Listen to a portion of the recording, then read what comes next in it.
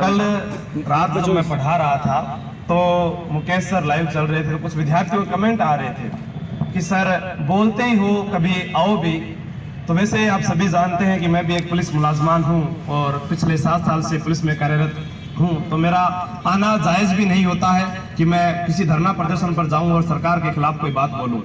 लेकिन कब तक चुप रह सकता है कोई इंसान? जो इंसान खेत में खेती करता है, और वो किसान ही तो डरता है जिसको ये लगे कि मैंने कोई फसल बोई है और बरसात ना हो जाए। वो बेखबर आराम से सोता है जिसने कभी फसल बोई ना हो। एक विद्यार्थी जब गांव छोड़कर पास में आता है, मैंने पिछले गत वर्षों के अंदर देखा है युवाओं को कि बहुत ही कम फीस होने के बावजूद भी वो ये सोचते हैं सर मेरे पास पैसा नहीं है, मैं आपके पास कोई काम कर लूंगा। मैं क्या काम करोगे? कुछ भी काम करवा लो सर, मुझे अपने माता पिता का सपना पूरा करना है। फिर हम उसे कहते हैं कि तू भाई पढ़, और वो पढ़ने लग जाता है। और पढ़ते पढ़ते लास्ट के अंदर वो ये देखता है कि उसका फाइनल सिलेक्शन नहीं होता है, और पेपर देने जाता है तब ये खबर आती है कि पेपर जो है वो लीक हो गया है। आप सोचिए उस पर क्या गुजरेगी।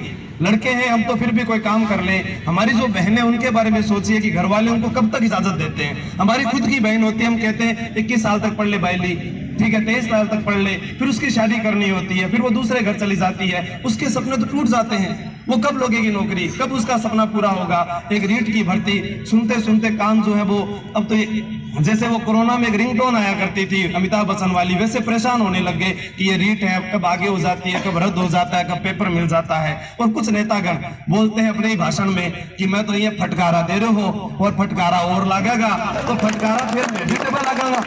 अगर तुम फटकारे दे रहे थे, जिस दिन जनता ने फटकारे देने शुरू कर दिए तो तुम सफेद नकाबपोश जो है उसी को अपने मुंह पर ढककर भागते फिरोगे और कोई नहीं आएगा तुम्हें बचाने के लिए। क्योंकि हमने देखा है गाय और शेर जो होता है वो एक बार दलदल में फंस जाती है, गाय को बचाने के लिए उसके अपने आ जाते हैं, शेर को बचाने के लिए कोई नहीं आता है। तो अपने आप को पद का हवाला देते हुए खुंकार ना समझिए, वक्त सभी का आता है।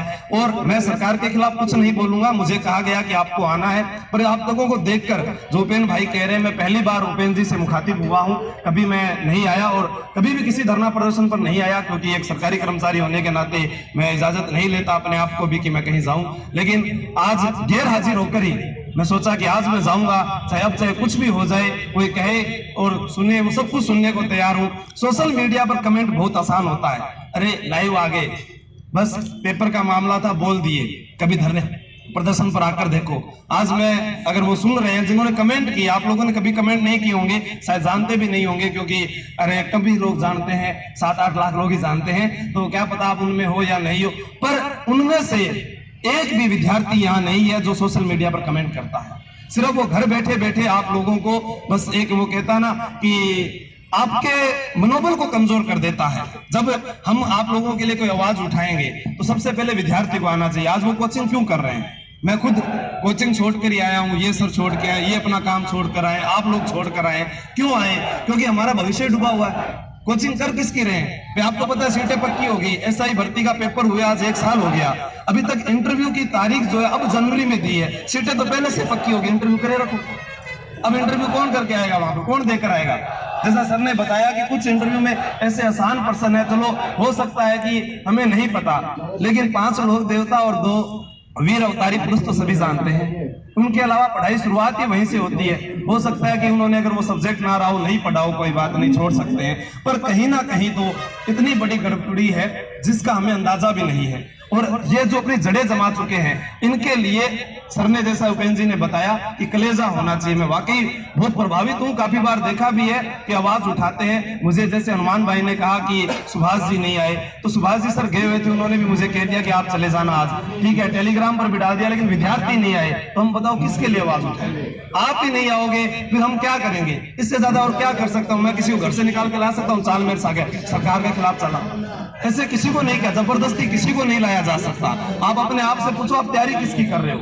जब पेपर लीक हो गया तो सभी आ जाओ, अपने माँ बाप को लेकर आ जाओ, वो तो आपके साथ है, उनको ले आओ और बैठ जाओ धरने पर। जब तक मांग पूरी नहीं होती है, रासू का जब तक लागू नहीं होता है, जब तक जेल नहीं होती है, जब तक बुलडोजर नहीं चलते हैं, जब तक जो लास्ट व्यक्ति नहीं पकड़ा जाता तब तक पता नहीं लगता कि ये कौन है। उनके नाम हमारे सामने आने चाहिए, जनता को पता लगना चाहिए कि ये मंत्री था, ये आरपीसी का व्यक्ति था और इन्होंने लीक किया है। आज तक लगभग लगातार 5 सालों के अंदर 6 से ज्यादा भर्तियां जो है रद्द हो चुकी है, पेपर लीक हो चुके हैं, उनके अंदर पेपर आगे हो चुके हैं। अभी तक कितने लोग पकड़े गए, उनको क्या सजा हुई, क्या जनता को जानने का हक नहीं है? हमने वोट दिए, हमने सीएम चुना, हमने एमएलए चुना, वो लोग आते हैं और आकर वोट मांग के ले जाते हैं। क्या आप ये चाहते हो गांव में सड़क बन जाए, गांव में लाइट लग जाए? पैसा तो हमारा था, वो तो वैसे ही लग जाएगी।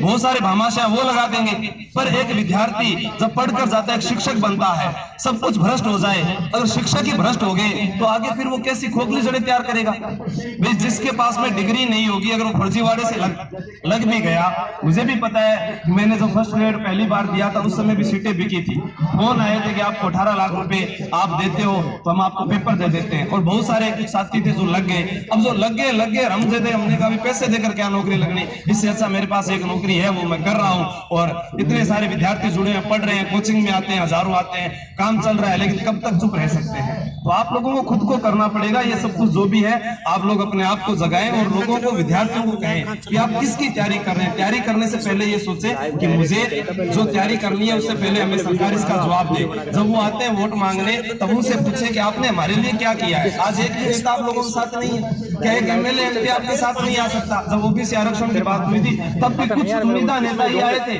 बाकी नहीं आए।